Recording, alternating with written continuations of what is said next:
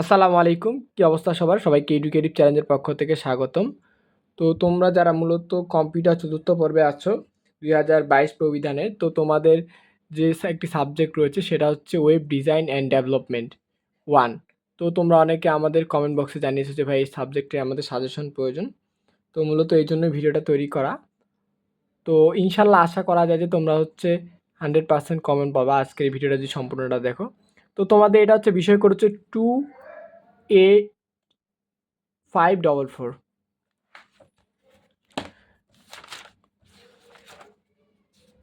তো প্রথমে আমরা ডিরেক্ট অধ্যায়ে চলে যাব। তো তোমরা হচ্ছে প্রথম অধ্যায়ে চলে যাবা। তো এইখানে দেখতে পাচ্ছ আমরা যখন প্রথম অধ্যায়ে আসব, তো এইখানে দেখো যে তোমরা কিন্তু এখানে বোর্ড কোশ্চিন দেখতে পাচ্ছ না। দেখো এখানে কিন্তু কোনো রকম বোর্ড কোশ্চিন নাই। তো তোমরা এখানে সবগুলা টপিক নিয়ে হালকা পাতলা একটু ধারণা রাখবা। এরপরও যে প্রশ্নগুলো আসে সেই প্রশ্নগুলো এর আগে যে পরীক্ষাগুলো হয়েছে এসেছিলো সেই প্রশ্নগুলো আমি বেশি গুরুত্ব দিও। এবং হচ্ছে তোমরা যে বিষয়টা দেখো এখানে কি আছে, ওয়েবসাইট কি, তোমরা যেহেতু পড়তেছো যে ওয়েব ডেভেলপমেন্ট ওয়ান যে সাবজেক্টটা ওয়েব ডিজাইন অ্যান্ড ডেভেলপমেন্ট, সেক্ষেত্রে তোমাদের অবশ্যই ওয়েবসাইট নিয়ে ধারণা রাখতে হবে। দেখো ওয়েবসাইট তোমাদের কি, ওয়েবসাইট হচ্ছে পরস্পর সম্পর্কযুক্ত কতগুলো ওয়েব পেজ যেখানে মাল্টিমিডিয়া কন্টেন্ট, ছবি, অডিও, ভিডিও ইত্যাদি হচ্ছে হোস্টিং করা থাকে এবং যে কেউ তা দেখা পায়। তো তোমাদের ওয়েবসাইট এখানে হচ্ছে তোমাদের ওয়েবসাইট কি মূলত এটা পড়বা। এরপরে আসি হচ্ছে কি তোমাদের হচ্ছে আরেকটা বিষয়, সেটা হচ্ছে 4 নাম্বারে দেখো, সেটা হচ্ছে ফ্রন্ট এন্ড এবং ব্যাক এন্ড ডেভেলপার বলতে কী বোঝায়। দেখো এই যে ফ্রন্ট এন্ড এবং ব্যাক এন্ড ডেভেলপমেন্ট এটা আসলে কি, এটা এবং হচ্ছে ফ্রন্ট এন্ড এবং হচ্ছে ব্যাক এন্ড ডেভেলপার কাকে বলে, এই দুইটা জিনিস বেশি পড়বা। এরপরে দেখতে পাচ্ছ যে এই যে এখানে দেখো ফুল স্ট্যাক, এটার সাথে কিন্তু ফুল স্ট্যাকের যে সম্পর্কটা ফ্রন্ট এন্ড ব্যাক এন্ড এটা কিন্তু সম্পর্ক রয়েছে। সেক্ষেত্রে তোমাদের আরেকটা প্রশ্ন হয়ে যাচ্ছে। এরপরে যে প্রশ্নটা তোমাদের সবচেয়ে ইম্পর্টেন্ট সেটা হচ্ছে W3C কি, ওয়ার্ল্ড ওয়াইড ওয়েব কনসোর্টিয়াম, এই যে এটা তোমরা পড়বা। এরপরে মোটামুটি হচ্ছে আরেকটা বিষয় আসে তোমাদের, সেটা হচ্ছে ইউআরএল। এটা কি, ইউনিফর্ম রিসোর্স লোকেটর। এখানে একটা তোমাদের ইউআরএল দেওয়া আছে। দেখো তোমাদের এটা হচ্ছে প্রথমটা HTTPS হচ্ছে প্রোটোকল, এবং হচ্ছে দেখো এখানে হচ্ছে তোমাদের ডোমেন নেমটা এবং হচ্ছে সাথে কি আছে, প্যাথ আছে, যে বাকি অংশটা আছে। এই যে এই প্রশ্নগুলো তোমার 12 নাম্বার, ইউআরএল এ কয়টি অংশ থাকে এটা পড়বা। এরপরে তোমাদের এটা কিন্তু 30 মার্কের পরীক্ষা হবে। এরপরে আসো হচ্ছে তোমাদের যে বিষয় সেটা হচ্ছে তোমাদের এইখানে যে ওয়েব টেকনোলজিতে তোমার বিষয়গুলো এইটা তোমরা পড়বা। আর এর আগে যেহেতু front end back end developer পড়ছো তাহলে কিন্তু এই প্রশ্নটা হয়ে যাচ্ছে অলরেডি। এরপরে আসো হচ্ছে তোমাদের আবার একইভাবে ব্যাক এন্ড ডেভেলপার কাকে বলে, যেটা তোমরা এর আগেই দেখে নিলা। তো মোটামুটি এরপর তোমাদের একটা বিষয় বারবার আসে, বর্তমান বিশ্বে যে অটোমেশন এইগুলো আসলে কি। তো অটোমেশনের যে বিষয়গুলো এইটা একটু দেখে নিবা। সেটা হচ্ছে অটোমেট পার্কিং সিস্টেম, যে মেট্রো রেল, যেগুলো তোমরা মনে থাকে আর কি পরিচিত, সেগুলো এখান থেকে দেখে নিবা।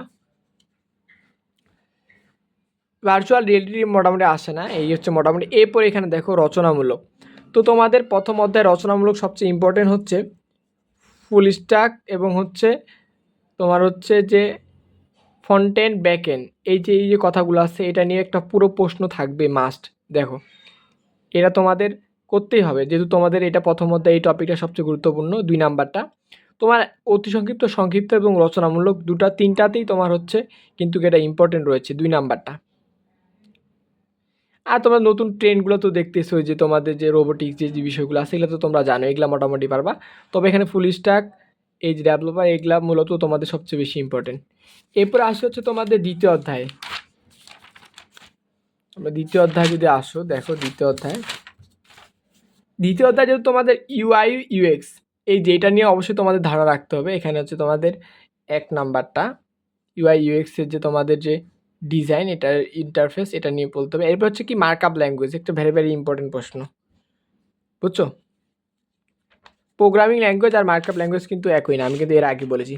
আরেকটা বিষয় সেটা হচ্ছে তোমাদের দ্বিতীয় অধ্যায়ে একটা ইম্পর্টেন্ট প্রশ্ন, সেক্ষেত্রে এই যে 3 নাম্বারটা, সেটা হচ্ছে তোমরা অবশ্যই এখানে দেখো তোমাদের হচ্ছে কী করবা, তোমরা হচ্ছে এখান থেকে যে বিষয়টা সেটা হচ্ছে তোমরা এই যে সংক্ষিপ্ত রূপগুলা এগুলা অবশ্যই তোমাদের ইম্পর্টেন্ট। দেখো এখানে দেখো তোমাদের হচ্ছে যেটা বেশি বেশি ইম্পর্টেন্ট সেটা বলতেছি, তোমাদের DML, HTML, তারপর হচ্ছে XML, মোটামুটি এখানে সবগুলো একটু পড়ে রাখা, চোখগুলো রাখার চেষ্টা করবা। তবে যেগুলো বলতেছি এগুলো একটু বেশি পড়বা, বুঝছো। এগুলো একইভাবে এইটা নিয়ে কিন্তু এই যে তোমার HTML এর ভার্সন, HTML5 কোন ভার্সন ইউজ হয় এটা একটু দেখবা। আর হচ্ছে ট্যাগ, যেহেতু এখানে HTML এর যে তোমার ট্যাগের বিষয়টা, ট্যাগেরটা অবশ্যই পড়বা, বুঝতে পারছো? এরপরে হচ্ছে তোমাদের ইমেজ ট্যাগ কি, সাধারণত এই ট্যাগ কয়েকটা পড়বা, তোমার মার্কিউ ট্যাগের কাজ, এটা তোমার রিডিং পড়ে নিলে হবে। তোমরা যদি একটু দেখো, একইভাবে ইউএক্স ডিজাইন এর আগে যেটা দিলাম, তোমরা সংক্ষিপ্ততে একটু চোখ বুলায় রাখবা। তবে হচ্ছে এখানে মোস্ট ইম্পর্টেন্ট হচ্ছে কি ইউএক্স ইউআই ডিজাইনের মধ্যে পার্থক্য, এটা অবশ্যই তোমরা দেখবা। দেখো, তোমাদের যে কোনো বই হোক, তোমরা যে কোনো একটা বই থেকে দেখে নিলে হবে। মোটামুটি এইগুলোই প্রশ্ন হয়ে থাকে দ্বিতীয় অধ্যায়। এরপর হচ্ছে রচনামূলকের ক্ষেত্রে দেখো দ্বিতীয় অধ্যায় থেকে একইভাবে ইউআই ইউএক্স যেহেতু এটা নিয়ে অধ্যায়টা, সেক্ষেত্রে এটা অবশ্যই important, very very important BBA এটা। এরপর হচ্ছে তোমাদের যে বিষয়টা সেটা হচ্ছে HTML এর স্ট্রাকচার, এই যে স্ট্রাকচার, এটাও কিন্তু ভেরি ভেরি ইম্পর্টেন্ট, এই দুইটা পড়বা। আর ট্যাগেরগুলা তো আমি আগেই তোমার হচ্ছে বললাম যে ট্যাগগুলা কোনটা ট্যাগের কাজ, সংক্ষিপ্তের জন্য সেটা করে নিবা, বুঝছো? এরপরে একটা প্রশ্ন দেখা যায় যে অনেক সময় আসে, সেটা হচ্ছে HTML5 এর যে লেআউট, এই লেআউটটা অনেক সময় দেখা যায়, সেক্ষেত্রে এটা একটু চোখ বুলা রাখবা। তো এরপর আসি হচ্ছে তৃতীয় অধ্যায়। তৃতীয় অধ্যায়ে আমরা যাচ্ছি। তৃতীয় অধ্যায় তোমাদের হচ্ছে প্রথম যে তোমার হচ্ছে ফ্রেমওয়ার্ক, আসলে ফ্রেমওয়ার্কটা কি মূলত, বা রেসপন্সিভ ওয়েবসাইট, এই যে দুইটা পড়বা বেশি করে। আর তোমাদের অবশ্যই যে বিষয়টা সেটা হচ্ছে তোমাদের জানতে হবে কয়েকটি CSS ফ্রেমওয়ার্কের নাম, কয়েকটি জাভাস্ক্রিপ্ট ফ্রেমওয়ার্কের নাম, এই দুইটা দেখবা তোমরা। দেখো, এই দুইটা দেখবা। আর তোমাদের একটা প্রশ্ন বারবার আসে, সেটা হচ্ছে jQuery কি। মোটামুটি এই বইয়ের বেশিরভাগ প্রশ্ন তোমাদের একটু চোখ বুলাইলে হবে, যেমন CSS3, তোমার এটা কিন্তু মনে থাকবেই। এ পাশে গুলা মোটামুটি তেমন আসে না, প্যাডিং আর মার্জিনের দূরত্ব এগুলা তেমন আসে না পরীক্ষায়, ট্রানজিশনও আসে না। তোমার রেসপন্সিভ ওয়েবসাইট যেটা বললাম, এটা এখানেও সংক্ষিপ্ততেও আছে। এবং এই অধ্যায়ে তোমার একটা ভেরি ভেরি ইম্পর্টেন্ট প্রশ্ন, সেটা হচ্ছে সংক্ষিপ্ত 9 নাম্বার। তোমাদের বই আলাদা হলে এটা যেহেতু আমি হক বই থেকে বলতেছি, যে ইনলাইন এক্সটার্নাল লাইন হচ্ছে এমবেডেড এক্সটার্নাল CSS বলতে কী বোঝায়, এটা কিন্তু ভেরি ভেরি ইম্পর্টেন্ট, এটা তোমরা পড়বা। সেক্ষেত্রে তোমাদের দেখো যে তোমার হচ্ছে এখানে বলা আছে যে HTML ট্যাগের ভিতর যদি CSS ব্যবহার করা হয় ইনলাইন, আর HTML হেড ট্যাগের মধ্যে ব্যবহার করা হয়, দেখো প্রথমে বলা হচ্ছে কি HTML ট্যাগের মধ্যে যেটা CSS ব্যবহার করে সেটা হচ্ছে ইনলাইন, আর HTML হেড ট্যাগের মধ্যে CSS সেটা হচ্ছে ইন্টারনাল। আর হচ্ছে বাইরে আলাদা করে ফাইল খুলে HTML এর সাথে যদি লিঙ্ক করে দেওয়া হয় সেটা হচ্ছে কি এক্সটার্নাল। তাহলে ইনলাইন হচ্ছে তোমার HTML ট্যাগের মধ্যে যে CSS ব্যবহার করা হয়, আর ইন্টারনাল হচ্ছে তোমার যেটা হচ্ছে হেড ট্যাগের মধ্যে, আর যেটা হচ্ছে এক্সটার্নাল সেটা হচ্ছে আলাদাভাবে CSS ফাইল খুলে পরবর্তীতে HTML এর সাথে যুক্ত করে দেওয়া হয়। এই জিনিসগুলো মনে রাখে, এই উদাহরণগুলো দিলে তোমাদের মোটামুটি হয়ে যাবে। তো এখানে তোমার এইখানে যে বিষয়টা আসে সেটা হচ্ছে তোমার যে প্রশ্নটা আসবে যে তোমার জাভাস্ক্রিপ্ট ফ্রেমওয়ার্কগুলো বর্ণনা করো, বা CSS ফ্রেমওয়ার্কগুলো, এই দুইটা হচ্ছে ইম্পর্টেন্ট বেশি। এরপরে হচ্ছে তোমাদের ভাই বলবো যে ভাই 30 মার্কের পরীক্ষা এতগুলো দাগায় দিচ্ছে, তোমাদের এইটা সাধারণত বেশিবার বোর্ডে আসেনি। আমরাও যেহেতু 22 প্রবিধানে ছিলাম তখন আমাদের বেলাও অনেক বেশি পড়তে হয়েছে, বাট তোমাদের বেলা একটা সাজেশন ক্রিয়েট করা হচ্ছে। এবার আসি ভাইয়া 4 অধ্যায়ের ক্ষেত্রে। 4 অধ্যায়ের ক্ষেত্রে তোমার হচ্ছে 1 নাম্বারটা ইম্পর্টেন্ট আছে, ক্লায়েন্ট সাইড স্ক্রিপ্টেড ল্যাঙ্গুয়েজ কি। দেখো, তারপর হচ্ছে কোন ল্যাঙ্গুয়েজকে ওয়েবের মাতৃভাষা বলা হয়, জাভা স্ক্রিপ্ট, এটা মনে রাখবা মোটামুটি। তারপর হচ্ছে তোমার কয়েকটা আইডি তোমার নাম মুখস্থ রাখতে হবে। দেখো, এরপর মোটামুটি 4 অধ্যায় থেকে তেমন এখান থেকে প্রশ্ন আসে না।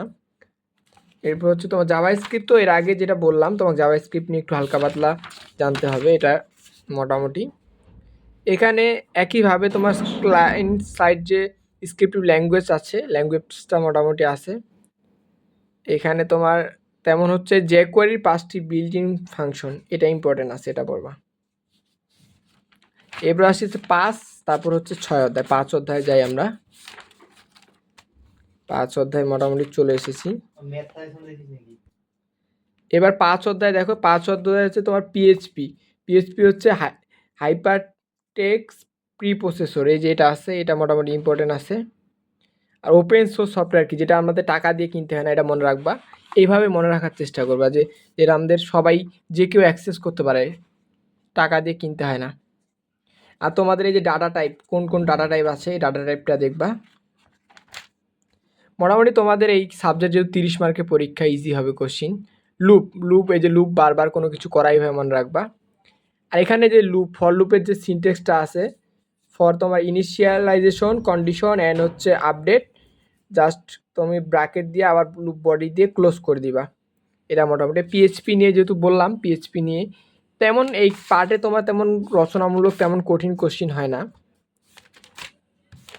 এই অধ্যায়ে তেমন তোমরা গুরুত্ব দিবা না, স্কিপ করবা। এখান থেকে মোটামুটি তো একটা আসা সম্ভব, বাট হচ্ছে তোমার যে বিষয়টা এইখানে পিএইচপি নিয়ে তেমন আসে না, আসলে তোমরা এটা ব্রেক দিতে পারবে, সমস্যা নেই। মোটামুটি এরপর তোমরা 6 অধ্যায়, যেটা লাস্ট তোমাদের মেন ইম্পর্টেন্ট অধ্যায়, এইখানে তোমার হচ্ছে AJAX, asynchronous, JavaScript and XML. Asynchronous, JavaScript and XML, এটা হচ্ছে মোর ইম্পর্টেন্ট প্রশ্ন। মোস্ট ইম্পর্টেন্ট প্রশ্নের মধ্যে এটা একটা, জেসন হচ্ছে জাভাস্ক্রিপ্ট অবজেক্ট নোটেশন। দেখো তোমাদের অন্য প্রকাশনের বই থাকলে তোমরা এটা লিখে নিতে পারো, অথবা এরপর হচ্ছে তোমাদের ইম্পর্টেন্ট হচ্ছে এপিআই কি, অ্যাপ্লিকেশন প্রোগ্রামিং ইন্টারফেস। র্যাপিড এপিআইটা অনেক সময় আসে, বাট এটা তেমন ইম্পর্টেন্ট না। তবে তোমার এইটা HTTP, এটার ক্ষেত্রে ভেরি ইম্পর্টেন্ট। তোমার HTTP এর পুনরূপ, এর আগে আমি দেখাইছি, হাইপার টেক্সট ট্রান্সফার প্রোটোকল। আর তোমার হচ্ছে এজেক্স আর জেসন নিয়ে তোমার হচ্ছে এই দুইটা আসে মোটামুটি শেষের অধ্যায় থেকে, এই দুইটা একটু দেখবা তোমরা।